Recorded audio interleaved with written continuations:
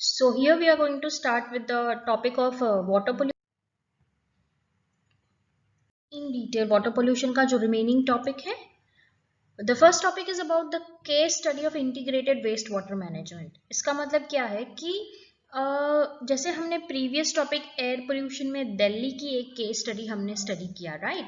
तो यहाँ पे हम स्टडी करने वाले हैं केस स्टडी, लेकिन वो कहाँ पे हुई है? यूएसए के कैलिफोर्निया में हुई है और उसे हम वहाँ पे लोकल पब्लिक और बायोलॉजिस्ट ने मिलके एक वेस्ट वाटर मैनेजमेंट का एक प्लान, एक प्रोजेक्ट सेटअप किया है.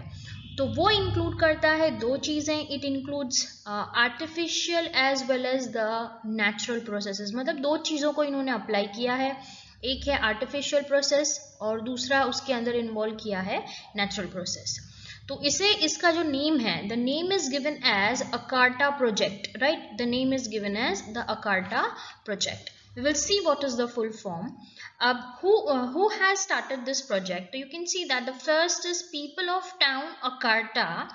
नॉर्थ अमेरिका का जो एक कोस्ट है वहाँ पे लोग जो रहते हैं उन्होंने, उसका नाम है अकार्टा, वहाँ के लोकल पब्लिक और and biologist of Humboldt university ने ये जो प्रोजेक्ट है वो स्टार्ट किया है. तो अकार्टा प्रोजेक्ट एक integrated waste water treatment project है जिसमें दो स्टेजेस इंक्लूड किए गए हैं. The first stage is conventional process. Conventional process it is actually an artificial process जो हमने ऑलरेडी सिवेज ट्रीटमेंट प्लांट में देखा था.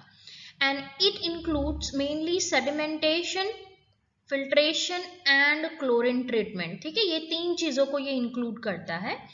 एंड वी नो दैट कि ये क्या चीजें को रिमूव कर देगा? It will remove the suspended particulate matter. So what ever suspended particular matter है अंदर, मेजर बड़ी जो फिल्टर हो सकती है वो चीजें हैं, दैट इट विल रिमूव.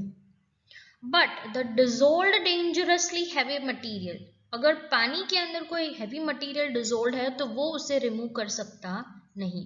तो फर्स्ट स्टेज में क्या था? कन्वेंशनल प्रोसेस जिसमें सेडिमेंटेशन था, फिल्ट्रेशन था एंड क्लोरीन ट्रीटमेंट था. अभी जो नेक्स्ट ट्रीटमेंट था उसमें उन्होंने क्या किया? This is something important. वो जो बायोलॉजिस्ट थे उन्होंने 6 कनेक्टेड मार्शेस, मतलब लैंड को उन्होंने वो 60 हेक्टर्स, मतलब 10-10 हेक्टर्स के 6 ऐसे ब्लॉक्स बनाए जिसे हमने कहा है मार्श लैंड.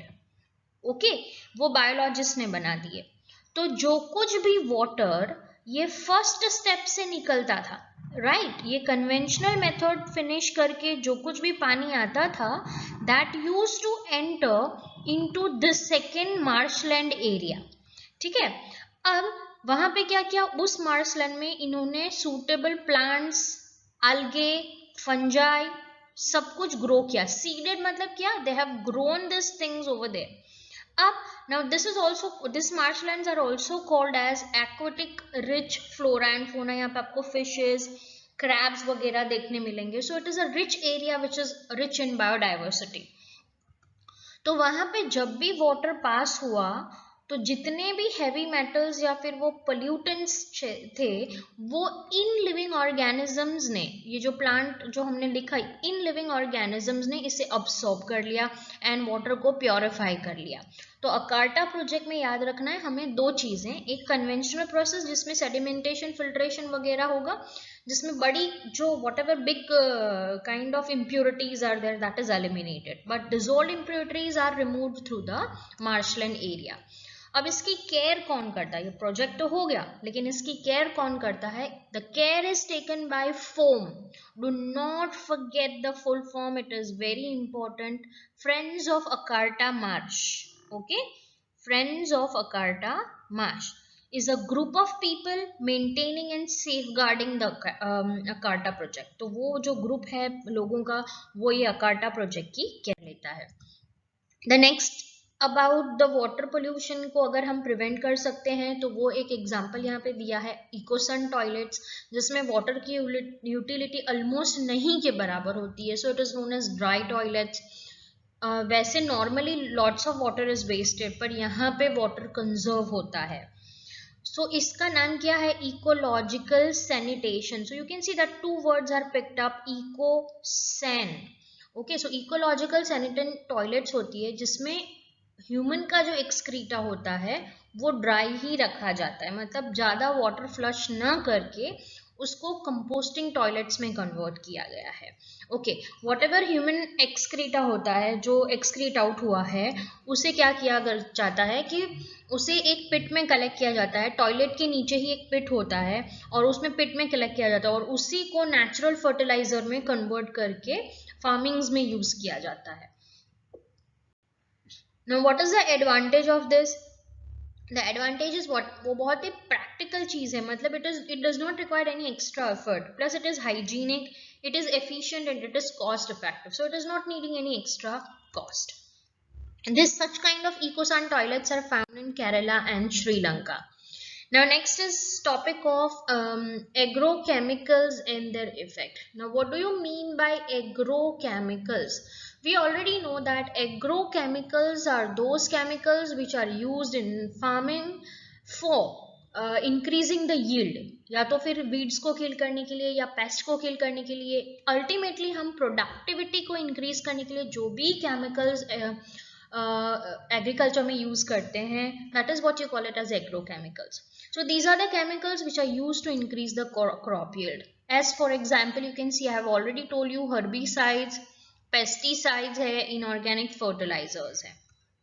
इसकी जो इफेक्ट होती है, मतलब जो साइड इफेक्ट होती है, तो ये क्या करेगा, kills the living organisms. चलो लेट्स से हमने पेस्टिसाइड्स डाला है तो वो पेस्ट को तो मारेगा, लेकिन उसके साथ सराउंडिंग में रहने वाले बाकी सब लिविंग ऑर्गेनिजम्स को भी वो किल कर सकता है. So it kills the targeted plus the non targeted living organisms. So अगर ये टारगेटेड और नॉन टारगेटेड दोनों को ही किल करता है, so what is the problem over here? The problem is what, that ecosystem का जो बैलेंस है वो कहीं ना कहीं डिस्ट्रप्ट हो जाता है. ऑल्सो पेस्टिसाइड्स और जो इंसेक्टिसाइड्स है या फिर केमिकल फर्टिलाइजर्स हैं वो बायोमैग्निफिकेशन होते हैं. बायोमैग्निफिकेशन का मतलब होता है एक ट्रॉफिक लेवल से दूसरे ट्रॉफिक लेवल पर जाएं और हायर ट्रॉफिक लेवल पे उसका अमाउंट बढ़ जाता है, which is creating a toxic effect, interfering the metabolism, और ये रिएक्टिव नहीं होता. Then next is eutrophication. Eutrophication में हमने देखा था it is ageing of lakes वगैरह, algal bloom हो जाता है उससे. So we can say that again these are the effects of herbicides and pesticides in organic fertilizers. अब now case study of organic farming. What do you mean by case study? अब इसका option में हमारे पास क्या है? Why not to use this kind of what we can say is agrochemical based agriculture? तो अगर हम इस टाइप का एग्रीकल्चर यूज करते हैं तो हमने साइड इफेक्ट देख ली, तो इसका बेस्ट है एक केस स्टडी हम स्टडी करते हैं जो that has taken place in Haryana. Okay, इसका नाम है integrated organic farming. Integrated organic farming को हम जीरो वेस्ट और मैक्सिमम यूटिलाइजेशन ऑफ रिसोर्सेस कर सकते हैं. It was started by Ramesh Chandra Dagar. Okay, I'll let you know the name. It was started by Ramesh Chandra Dagar of Haryana. उन्होंने क्या किया, rain water को एग्रीकल्चर में यूज करके, कैटल रेयरिंग, बायोगैस, सब एक कोलैबोरेटेड सिस्टम बना के हर एक का वेस्ट दूसरे प्रोसेस में एकदम इंटेलेक्चुअली यूज करके उन्होंने एक सक्सेसफुल साइकिल बनाई. और आज अगर हम देखने जाएं तो हरियाणा किसान वेलफेयर क्लब चलता है हरियाणा में. Almost there is a membership of 5000 farmers which are practising this organic farming. तो एग्रोकेमिकल का बेस्ट ऑप्शन क्या है? We can opt for this option. That option is known as, you can say that this option is known as what you can say integrated organic farming. Okay, तो next how does it works? So first of all rain water को store किया जाता है जो घर में और farming दोनों में यूज किया जाता है. चलो एग्रीकल्चर में रेन वाटर यूज किया, एग्रीकल्चर से जो कुछ भी हार्वेस्ट मिली वो घर खुद के लिए हुई और बाकी का जो बचा उसका कचरा होता है वो कैटल और बायोगैस के लिए चलाता है. अब कैटल ने उसका रिमेनिंग खाया तो कैटल का जो डंग निकला उससे उन्होंने बायोगैस किया. बायोगैस एनर्जी जो डोमेस्टिक पर्पस के लिए लाइटनिंग और बर्निंग के लिए यूज किया, और रेन वाटर के निकालने के लिए अगर मोटर की ज़रूरत पड़ती है तो वो भी एनर्जी यहाँ पे मिल गई, जो रेन वाटर स्टोर है उसको निकालने के लिए। और जो बायोगैस में से लेफ्ट ओवर मैन्योर था वो उन्होंने वापस यूज कर लिया एग्रीकल्चर में। सो ये क्या है, एक प्रोसेस की चीज हम दूसरे प्रोसेस में यूज करके zero waste and all benefit process है। And this was started by Ramesh Chandra Dagar. So इसे हम कहते हैं इंटीग्रेटेड ऑर्गेनिक फार्मिंग।